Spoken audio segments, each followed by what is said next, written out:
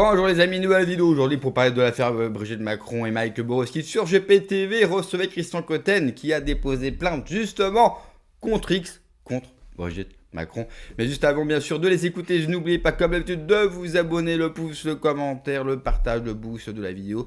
Je tenais à vous remercier car j'ai les chiffres chaque semaine. Et en ce moment, on bat tous les records. Je remercie également Luc pour son don sur Tipeee. N'hésitez pas aussi à soutenir mon travail sur Tipeee, sur Patreon. Vous avez tous les liens en description sous la vidéo. Bien souvent, on me demande les liens des vidéos dont je tire les extraits. Vous avez le lien dans la description. N'hésitez pas à ouvrir les yeux et à cliquer. Vous avez le lien de l'émission dont est tiré l'extrait dorénavant. On les écoute et on en parle juste après. Macron, c'est ça? Contre X. Contre X, voilà, qui parle de Brigitte Macron, va être instruite Oui. par la justice. C'est bon, c'est fait. Oui. L'ouverture de l'instruction, formellement, se fera, on va dire à la fin de cette semaine ou au début de la prochaine, au moment de la Pentecôte. Pourquoi je dis elle va se faire? Tout simplement. La Pentecôte, c'est quel jour? La Pentecôte, c'est dimanche. Ah oui. Et lundi, oui, pardon. Oui. On va pas demander au magistrat. Moi, c'était il y a 2 semaines, dans 2 semaines. Non. Cette fin de semaine ou la semaine prochaine. D'accord. Tout simplement parce que jeudi après-midi, le rendez-vous est pris avec quelques parties civiles et avec toi, dont une va arriver avec un chèque de 8 000 euros. De 8 000 euros? Oui, monsieur. C'est beaucoup, mais c'est le jeu. Enfin, je ne suis pas surpris de ça, je ne suis pas choqué. Moi, j'ai eu l'aide juridictionnelle. J'ai tenté de faire en sorte que les autres parties civiles en bénéficient, mais c'est raté. Je ne peux pas leur reprocher parce que c'est un peu de choses près légal. Enfin bon, ça m'est égal, cette histoire-là. Bien sûr que la somme de 8 000 euros, si tu les multiplies par 56, ça fait beaucoup d'argent. Il n'est pas question que nous demandions à 56 parties civiles, ni même à 100, de payer 8 000 euros. Il y en a une au minimum qui a déjà fait le chèque ou qui va le faire ce soir ou demain matin. Donc la plainte va perdurer. Ça veut dire que le chèque va arriver jeudi sur le bureau du juge d'instruction, c'est ça? Il va arriver à la régie du tribunal, bon, voilà, il va transmettre. Et qu'est-ce qui se passe ensuite? Ça veut dire qu'ensuite, la justice dépêche un juge d'instruction qui va enquêter sur cette affaire?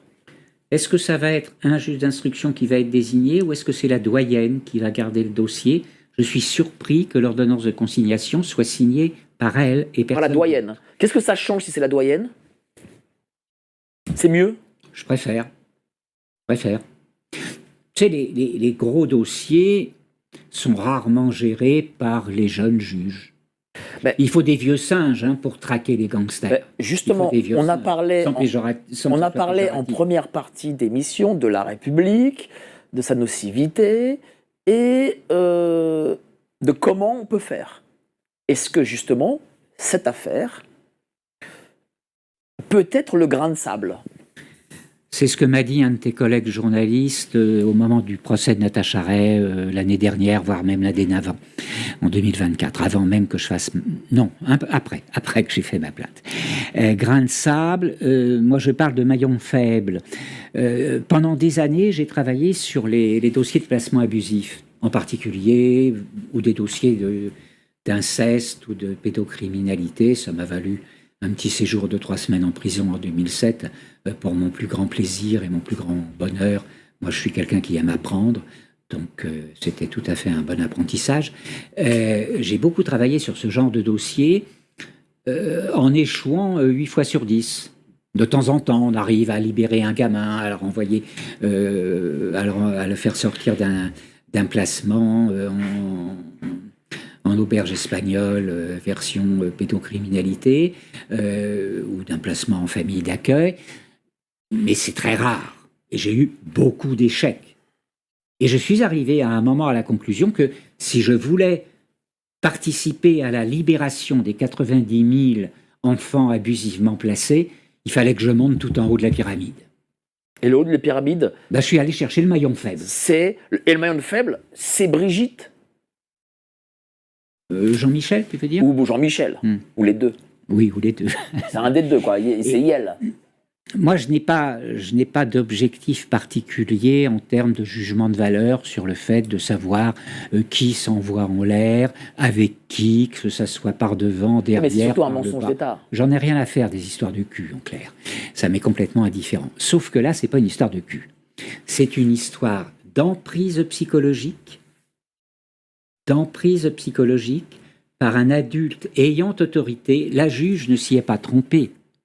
La juge ne s'y est pas trompée. Qu'est-ce qu'elle dit, la juge ? Pardon ? Qu'est-ce qu'elle dit, cette juge ? La juge dit qu'elle, vu la plainte avec constitution de partie civile déposée le 22 juillet, etc., c'est la première série de plaintes que nous avons déposées ensemble au mois de juillet l'année dernière, vu la plainte de Madame anonyme, domiciliée chez Maître Fortin-Palabattu, tout ça c'est tout à fait banal, plainte contre X, partie civile, personne visée, du chef de... Personne visée, c'est X pour l'instant. Du chef de faux par représentant de l'État, usage de faux, viol sur mineur par personne ayant autorité. C'est ce qu'elle écrit parmi les motifs, puis atteinte aux intérêts fondamentaux de la nation. Elle a laissé de côté le mariage illégal, l'usurpation de fonction, l'usurpation d'identité, qui ne sont que des délits. Là, elle vise ce qui est criminel, ce qui relève du... Est-ce que, Madame le juge, sait qu'on parle de Brigitte Macron ? Oh bah oui, Elle le sait, malgré qu'il est marqué contre X. Oui, mais ça c'est habituel. Quand on porte une plainte contre X, on n'est jamais sûr que le X visé, enfin que la principale personne visée, soit la seule qu'il soit nécessaire de poursuivre. D'accord. Là, on a des gens qui ont établi des faux à un moment parmi la fonction publique. Ce n'est pas Jean-Michel ou Brigitte, il l'a usé, ou elle, ou il a usé, mais c'est pas lui qui a établi. Donc les gens qui ont établi, on va pouvoir les poursuivre aussi. Est-ce qu'il y a eu des pressions ? Parce que là, tu me dis qu'il y a 56 personnes, mais à la base, je crois qu'il y avait 100 dossiers que tu as reçus. Non, oui, mais parce que j'en ai gardé 50 sous le coude. Parce d'accord. Que c'est pas pour les limiter, mais c'est tout simplement parce que j'attendais ce papier-là ou un autre. C'est-à-dire que j'attendais de savoir comment ils allaient réagir au premier lot de 56. Et donc, comme tu as reçu ce papier, les 50 autres... Pour l'instant, c'est toujours sur mon ordinateur. Oui, mais tu vas les remettre après. Ah bah oui, je vais les remettre. Je suis en train de réfléchir si je conseille à tout le monde de demander l'aide juridictionnelle, de donner sa déclaration d'impôt, parce que ça peut réduire le montant de la conciliation, voire l'annuler, aucune conciliation, lorsque l'on a l'aide juridictionnelle. C'est un dossier qui est traité de façon contradictoire à l'intérieur du système. Quand je l'ai déposé, 15 jours après, j'avais l'aide juridictionnelle à 25%, certes, parce que je gagne malgré tout un petit peu trop pour avoir 100%, mais j'ai eu l'aide juridictionnelle. Le magistrat qui a décidé ça n'était pas obligé de le faire. Il n'était pas obligé. Je suis sûr, dans les 56 parties civiles qui sont là, certaines ont des faibles revenus et plusieurs d'entre elles vont avoir l'aide juridictionnelle. Qu'est-ce que ça signifie ? Est-ce que ça signifie que le fait que la justice accepte cette plainte contre X, mais dont on sait que c'est Brigitte, Emmanuel et compagnie, est-ce que ça signifie que la justice, en tant qu'institution, commence à lâcher le pouvoir exécutif ? Je pense oui. Moi, je leur ai dit, je leur ai écrit depuis plusieurs mois. Lorsque l'on va sortir du régime politique actuel pour entrer dans un autre régime et inventer un autre régime, tu utilisais tout à l'heure le terme d'anti-républicain. J'aime à moitié, parce que anti-républicain dans la culture collective, ça veut dire il est monarchiste. Je ne suis pas du tout monarchiste. Bien que je pense qu'il faille remettre du sacré dans la politique, mais c'est une autre histoire. Moi, je promeus l'idée très simple du fait que la population française, je rejoins Étienne Chouard sur ce coup-là et quelques autres qui ont ce genre de réflexion, nous avons à inventer un nouveau régime politique qui soit véritablement fondé sur des principes démocratiques et non pas sur une fausse démocratie qui aboutit à des élites, enfin à un système d'élites totalement corrompus, qui passent leur vie à se batailler les uns contre les autres, tout en étant d'accord sur comment est-ce qu'ils font pour truquer les élections et récupérer de l'argent politique en allant assassiner des chefs d'État étrangers après avoir touché leur chèque. Je fais allusion évidemment là à Kadhafi et à la Libye. On a un régime républicain qui est... c'est même plus une caricature de démocratie, c'est devenu un totalitarisme. Enfin, il y a tellement de bonnes raisons de considérer que nous sommes aujourd'hui sous un régime totalitaire. Mais comment ça se passerait? Voilà.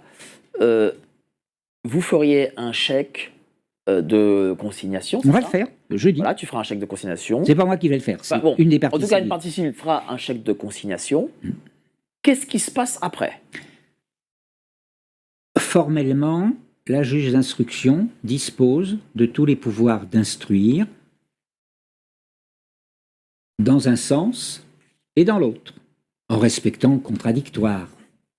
Mais elle a le pouvoir d'instruire, elle a le pouvoir d'auditionner ou de faire auditionner par la gendarmerie ou la police tel ou tel service. Elle a la possibilité de faire auditionner 1, 2 ou 3 parties civiles. Et elle a la possibilité de demander aimablement à telle ou telle personne de bien vouloir répondre à quelques questions, soit directement dans son bureau de juge d'instruction, soit par l'intermédiaire d'une déposition à la gendarmerie. Elle a tout ce pouvoir-là. Et nous, en tant que partie civile, Philippe Fortabal-Abattu en tant qu'avocat, les parties civiles qui vont consigner, et puis moi qui reste dans le dossier malgré tout, même si je suis en appel, je suis mis un peu sur le côté en attente d'une audience à la Chambre de l'instruction, mais je vois mal comment la Chambre de l'instruction validerait la décision de l'année dernière en me déclarant irrecevable, alors que la doyenne actuelle, parce qu'il y a eu un changement de doyen au mois de septembre. Hein. Alors, dans le reste de l'interview, il dit et il prédit que Brigitte Macron va prendre tout simplement la fuite. Moi, je suis désolé, je n'ai rien contre cet homme, mais je pense que sa plainte, malheureusement, n'aboutira pas. Et il y a bien une chose que l'on voit depuis le début du règne de Macron sur la France, c'est qu'il est main dans la main avec la justice. N'oubliez pas, c'est la justice qui va évincer Fillon et qui va permettre à Emmanuel Macron, qui était inconnu de tous, qui était crédité à seulement 11% au plus haut dans les sondages, de devenir président de la République. Et donc, je ne vois pas comment cette plainte... Alors, il y a plein de plaintes, il y a plein de personnes avec lui, il n'est pas tout seul, il y a tout un groupe de personnes qui veulent la vérité sur la véritable identité de Brigitte Macron, sur son histoire. Parce qu'un procès, c'est pas seulement... Enfin, la plainte n'est pas seulement pour savoir quelle est l'identité sexuelle de Brigitte Macron. Comme vous le savez, lors d'un procès, on enquête sur la personne, sur l'identité, on raconte l'histoire. À la rigueur, l'histoire de Brigitte Macron est bien plus intéressante que de savoir si elle est réellement un homme. C'est l'histoire de Brigitte Macron qui est intéressante. Parce que sans Brigitte Macron, sans son histoire, sans son passé, eh bien vous n'avez pas la vérité sur Emmanuel Macron qu'elle a connu à seulement 14 ans. Là est le nœud du problème depuis le départ. Et je pense qu'on se focalise beaucoup trop sur le sexe prétendu d'une personne, au lieu d'aller, comme l'a fait l'excellent Xavier Poussard, sur l'histoire de Brigitte Macron, sur son passé. Car c'est en apprenant et en comprenant le passé de Brigitte Macron que nous allons comprendre la construction d'Emmanuel Macron et qui va nous faire comprendre comment est-il non seulement devenu président de la République, mais nous faire comprendre pourquoi a-t-il ce comportement. Merci d'avoir regardé la vidéo les amis, n'oubliez pas comme d'habitude de vous abonner, le pouce, le commentaire, le partage, le boost de la vidéo. Prenez soin de vous, que Dieu vous protège. Allez, ciao.